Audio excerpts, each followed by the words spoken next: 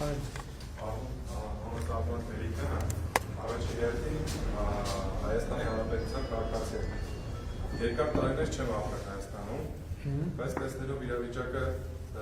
երբ որ եղավ հեղափոխություն, ես մեծ սիրով հեղափոխվեցի ստեղ ու մեծ հույսեր եմ կապում ձեր հետ և ընդհանրապես ձեր կուսակցության հետ։ Շատ շնորհակալ եմ, որ ինչ-որ մի բան կարողացաք փոխել։ Ես ինքս զգացել եմ փոփոխություններ դեպի լավ, իհարկե կան նաև վատ բաներ, բայց ես որպես քաղաքացի ես զգում եմ, որ ինչ-որ որևէ մի բան է փոխվում ու ես երևի իմ կարծիքն եմ ուզում հայտնեմ։ Մենք շատ ենք խոսում ընդհանուր ռուսական կողմի մասին։ Ես չեմ ուզում շոշափել ռուսներին, то есть մարդկանց, ես ուզում եմ շոշափել ռուսական կառավարությանը։ Ես ինքս իմ կարծիքն է, որ ինչ է ձեռնարկում ներկայային սենց կոչեմ ալյանս, դա Ալիևը, իմ կարծիքն եմ հայտարարում Պուտինը և հին ներկայացուցիչները մեր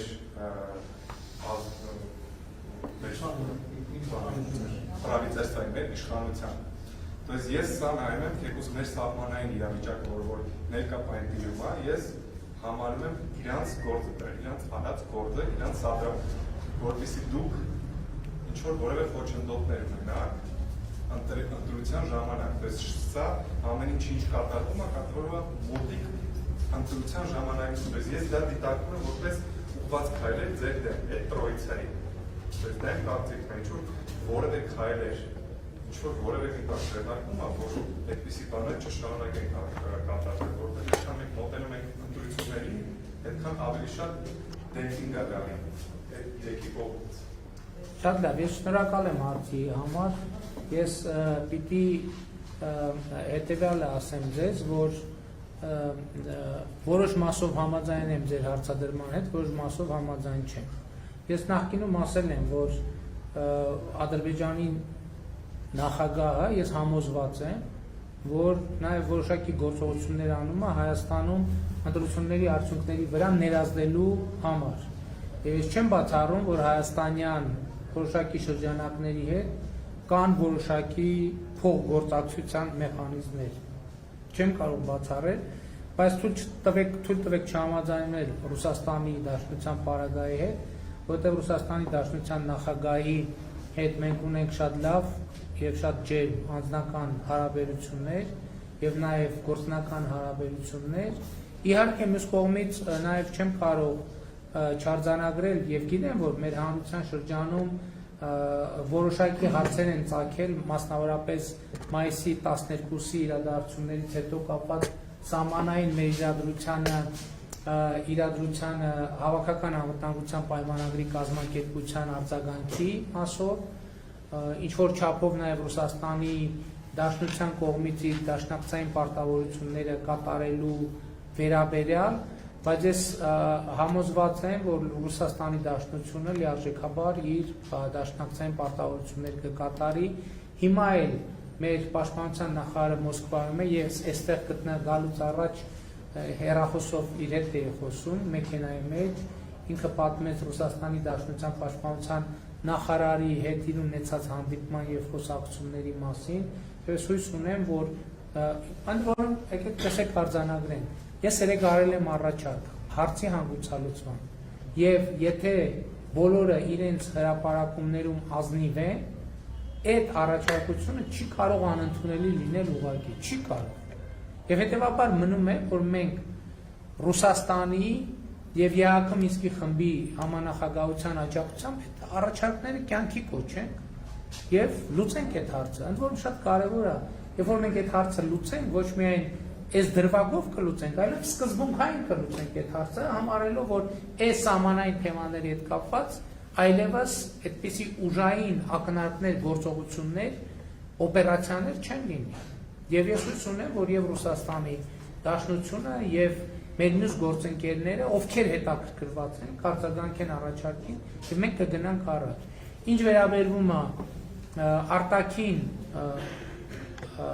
ուժերի կողմից Հայաստանի ընտրությունների արդյունքների վրա ազդելու ցանկությանը հնարավոր, ի վերջո Հայաստանի Հանրապետության յուրաքանչյուր քաղաքացի իրադրությունը գնահատելու եւ արձագանքելու հնարավորություն ունի։ Ընտրությունները չեն կեղծվելու եւ մեր քաղաքացիները ունեն հնարավորություն ընտրելու նրան, ում Ալիևն է ուզում, որ իրանք ընտրեն, եւ ունեն հնարավորություն ընտրելու նրան, ում ինքը իրանք են ուզում ընտրեն։ Շատ պարզ ընտրություն է եւ ես համոզված եմ, որ Հայաստանի քաղաքացիները կընտրեն նրան,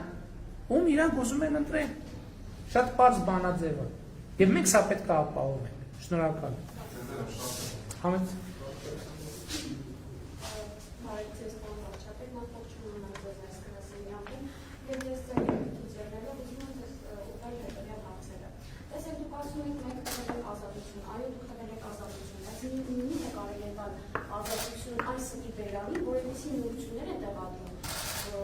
մենք բոլորս գիտենք, որ հանրությունը հիմա շատ բարձրացել է լրատվամիջոցներից, նյութերից, որոնք տեղադրվում են Facebook-ում, այսպես ասած։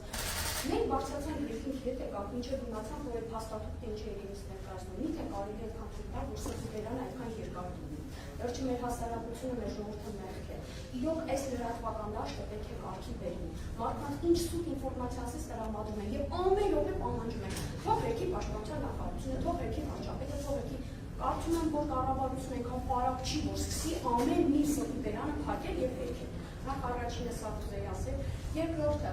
տեսեք, այո, դուք մեզ տվել եք ազատություն, որի համար մենք բավականին շնորհակալ ենք։ Տարբեր ոլորտներում մարդիկ տեսնում են որոշ չափով այդ ազատությունը, բայց դուք վերին հարթակներում պայքարում եք նախկին իշխանության թողած այդ ժառանգության, այդ տխուր ժառանգության հետ, բայց հասկացեք, մենք առաջին հարկում ապրում ենք այդ ժառանգությունը մեր երկիր մցրած մարդկանց հետ։ Այսինքն այն կադրային քաղաքականությունը, որ մենք ակնկալում ենք տեսնել, չենք տեսնում, եւ այդ մարդիկ ոնց ոճով աշխատում են նախկինում, այդ ոճով էլ մեզ մոտ եկավարդին։ Պարոն Փաշինյան, նրանց թույլ չեն տալիս, որ այն մաքուր ձայն են, արդար ձայնը, որ մենք ուզում ենք տեսնել, այն ղեկավար կազմը, նրանց թույլ չեն տալիս։ Եվ ես մի առաջարկ ունեմ սրա հետ կապված, տարբեր ոլորտներում, տարբեր մարդիկ շատ հետաքրքիր մտքեր ունեն հասարակության կյանքը փոխելու, մարդկանց կյանքը, հասարակ քաղաքացու կյանքը մնացել է դժվար։ Իրոք հասարակ քաղաքացին շատ դժվար է ապրում։ Թես լրատվական, մանավանդ լրատվական դաշտով, մանավանդ նորություններով, մանավանդ փոփոխություններով, երբ որ ինքը անձամբ չի կարողանում վերլուծին չա կատարվում։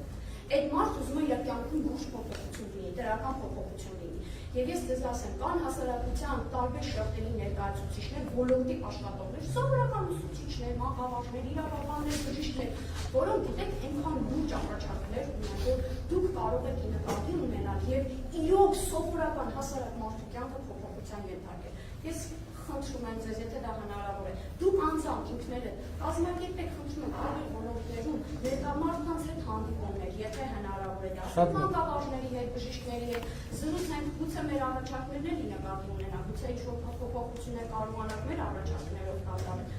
Եվ իմիջիայլոց զինծառայողների մասին ես ուզում եմ հասկանալ իրենց աշխատավարձի հետ կապված պայմաններից զինծառայողների աշխատավարձը վերանայում եք։ Ձեր հարցի մեջ մի հատ շատ կարևոր նյուանս կար, ոնց որ նախորդ հարցի մեջ էլ կար այդ նյուանսը, որին ես ուզում եմ անդրադառնամ։ Տեսեք, կա մի կարևոր արձանագրում, որ հեղափոխությունից հետո վերջին 3 տարիների ընթացքում ոչ բոլոր տեղերում են եւ շատ տեղերում փոփոխությունները չեն գնացել, տեղի չեն ունեցել եւ կամ էլ փոփոխությունները միջև վերջ տեղի չեն ունեցել։ Ես ուզում եմ ուղիղ խոստովանել, որ շատ ոլորտներում, մի շարք ոլորտներում դա կախված է եղել իրականում այդ վերահաս պատերազմի գիտակցության հետ։ Օրինակ նույն զինված ուժերում մենք շատ մեծ փոփոխություններ չենք արել, կարելի ասել գործնականում փոփոխություններ չենք արել, ոչ թե նրա համար, որ մենք չենք գիտակցել փոփոխությունների անհրաժեշտությունը, ուղղակի ինքը փոփոխությունների process-ը ինքը միշտ վակուումներ եւ բաց տարածություններ է առաջ բերում։ Եվ այն պահին, որ մտածել ենք այդ գնանք, սենց մի փոփոխություն անենք, մտածել ենք, բա այդ երբ որ այդ հինը վերածվել ես, իսկ նորը դեռ չկա, այս կամ հինը վերա տրանսֆորմացիայի փուլումը, բա որ պատերազմը այդ պահին սկսի, ինչ ենք անելու։ Եվ այս շատ կարևոր նրբություն է, եւ ուզում եմ ձեր ուշադրությունը դրա վրա հրավիրել եւ ասել հետեւյալը, որ այս աղետը տեղի ունեցավ բայց տեղի ունեցավ եւ դա իրոք շատ դաժան եւ ծանր պարտություն է եւ դաժան եւ ծանր աղետ է մեզ բոլորիս համար, բայց եթե այն բանաձևը, որով մենք հիմա փորձում ենք առաջնորդվել եւ առաջ շարժվել, այդ բանաձևը, եթե այլ արտարոց բան չպատահի եւ մենք կարողանանք ընդհանուր իրադրությունը կայունացնենք, մենք այդ փոփոխությունների բոլոր ասպարեզներում, որ իրականացնելու համար ավելի անկաշկանդ կլինենք, քան եղել ենք նախկինում, որովհետև այդ սպառնալիքի եւ մարտահրավերի մի հատվածը թեկուզ շատ դաժան ձևով այնուամենայնիվ պարկված կլինի եւ այո, շատ ոլորտներում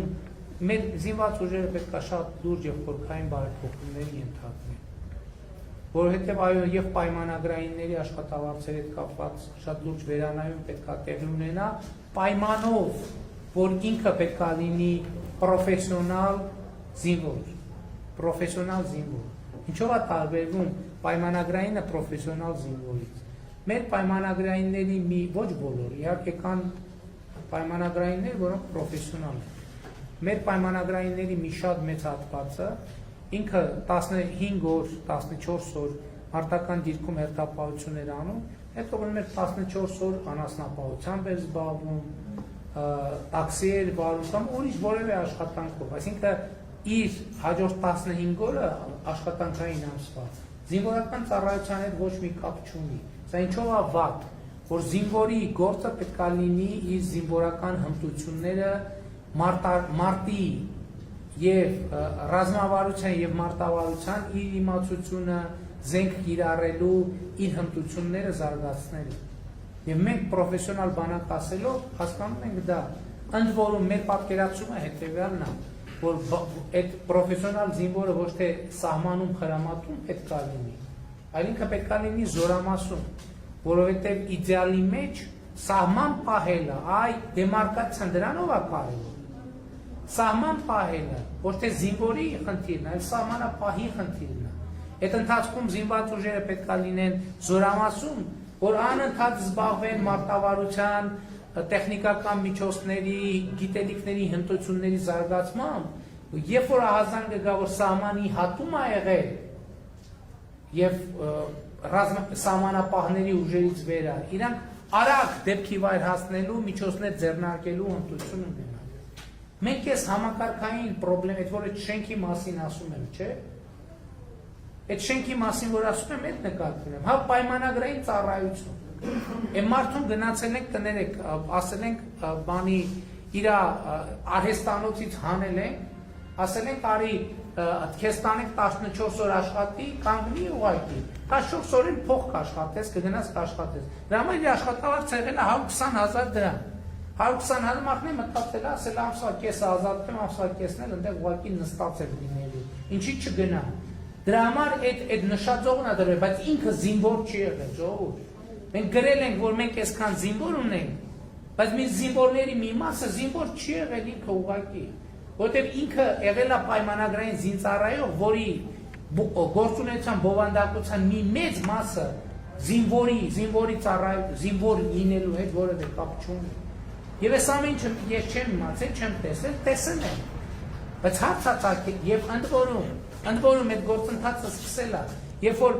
2018 թվականից հետո բավականին լավ ծավալներով սկսվել է բանակային կորպուսներից մեկում հատուկ նշանակության ստորաբաժանումների ձևավորումը, որտեղ արդեն պայմանագրային ծառայությունը շատ ավելի մոտ է եղել իմ ասած տրամաբանությանը։ Բայց մյուս կողմից մենք այդտեղ նրբություններ կան, որ արագության հետ է կապված, բանակը իմիջայլոց փոխելը ամենադանդաղ պրոցեսներից մեկն աշխարհի բոլոր երկրներում, բայց մենք պետք է գնանք այդ ճանապարհով։ Եվ դրա համար այո, դեմարկացիան կապ ունի սրա հետ, որ զինվորը ոչ թե խրամատում լինի, այլ զինվորը զորամասում լինի, սահմանին լինի սահմանապահը, եւ զինվորը սահման հասնի միայն անհրաժեշտության դեպքում։ Եվ այս ձեր ասած տրամաբանությունն էլ իհարկե ընդունելի է եւ մենք ավելի անկաշկանդ կլինենք հետագայում, հույս ունեմ ժողովրդի մեզ տված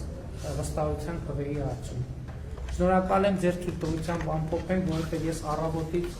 արդեն շատ երկար հանդիպումների եմ եւ բազմաթիվ հարցերի եմ պատասխանել։ Շնորհակալ եմ։